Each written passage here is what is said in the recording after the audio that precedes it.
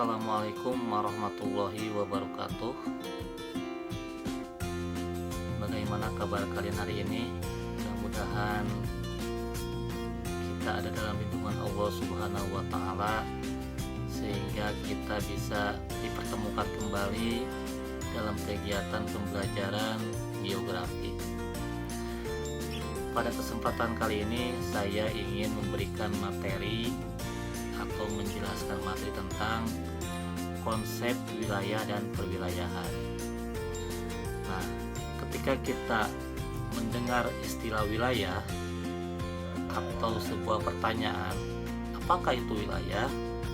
Nah, biasanya yang muncul di benak kita adalah tentang lokasi, tentang suatu daerah atau tempat.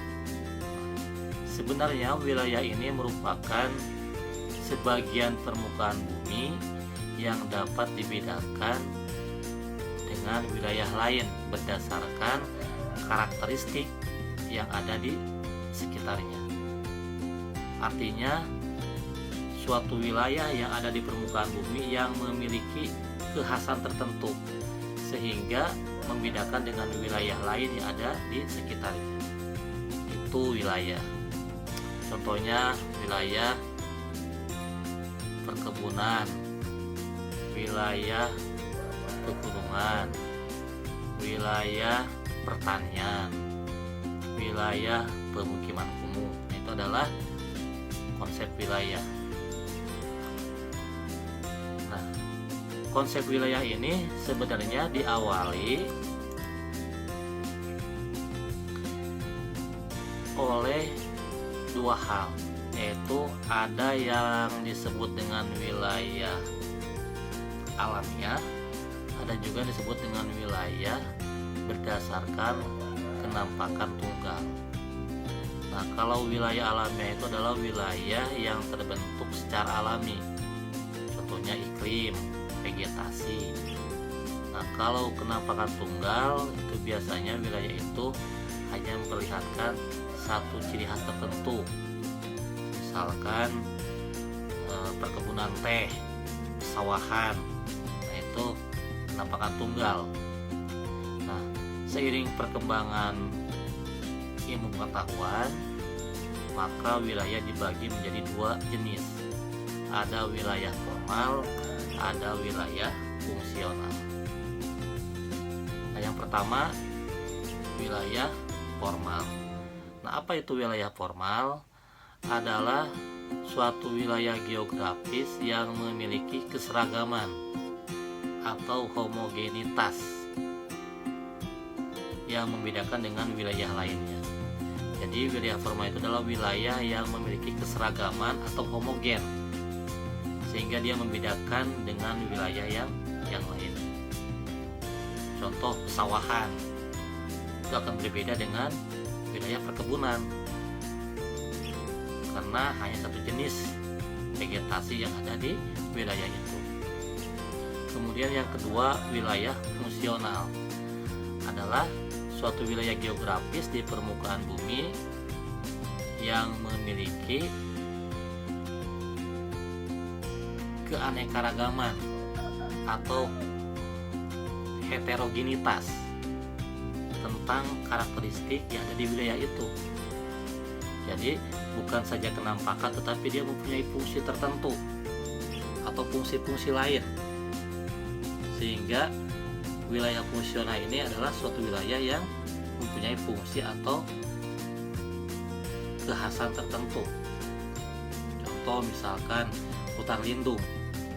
Nah, di dalam hutan ini kan beraneka jenis tumbuhan, beraneka jenis satwa dan faunanya. Dan hutan ini juga mempunyai fungsi baik secara klimatologis ataupun secara hidrologis. Nah, ini bisa dilihat di layar mana wilayah fungsional, mana wilayah formal. Kemudian yang kedua adalah konsep perwilayahan. Kalau yang pertama tadi adalah konsep wilayah dibagi dua, yaitu adalah wilayah formal dan yang kedua adalah wilayah fungsional. Nah, sekarang adalah konsep perwilayahan. Nah, apa itu perwilayahan?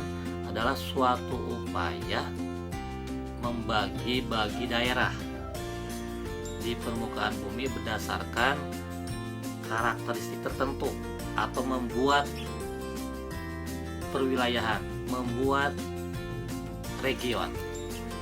Contoh daerah penghasil dodol, nah itu Garut. Daerah penghasil tahu, Sumedang.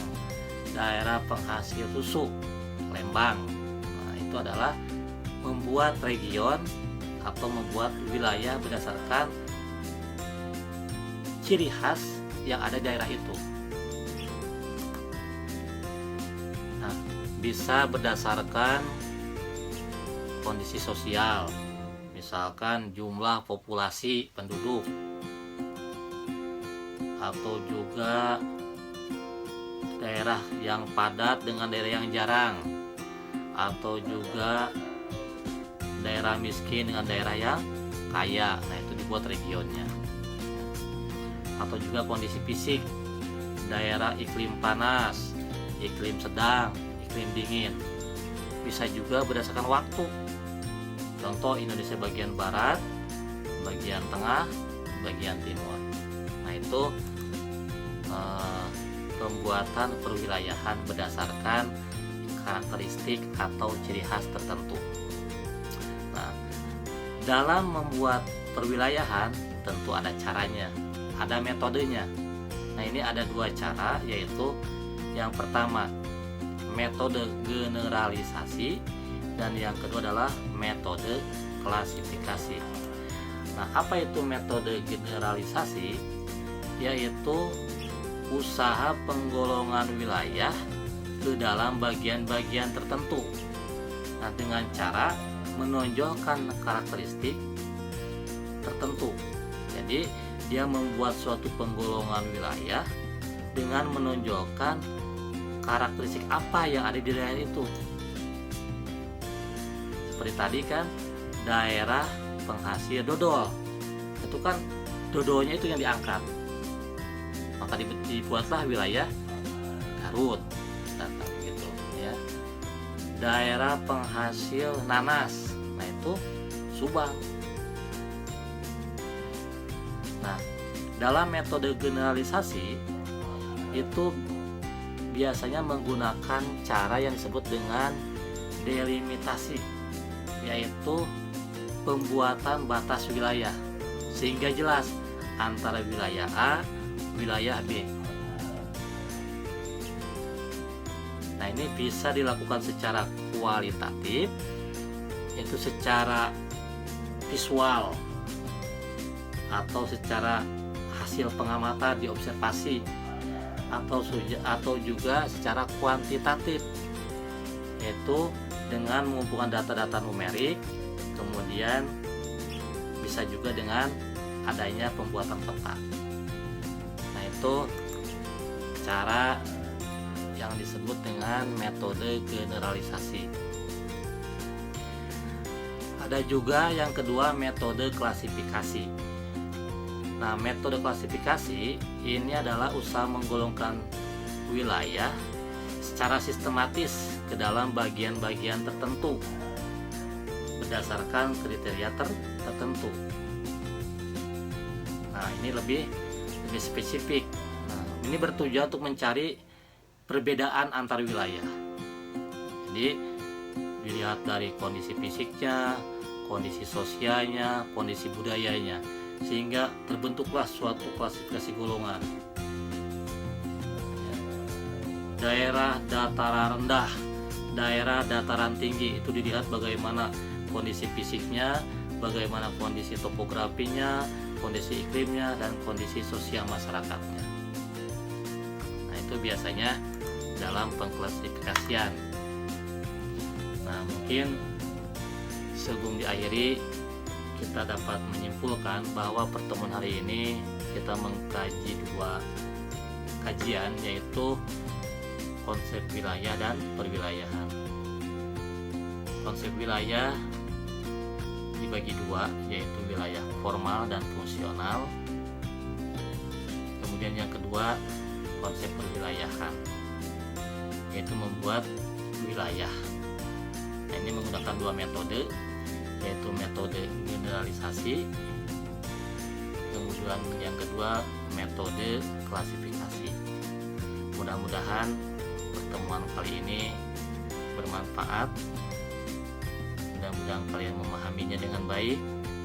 Kalaupun ada yang tidak paham, itu boleh ditanyakan, bisa via WA ataupun yang lainnya.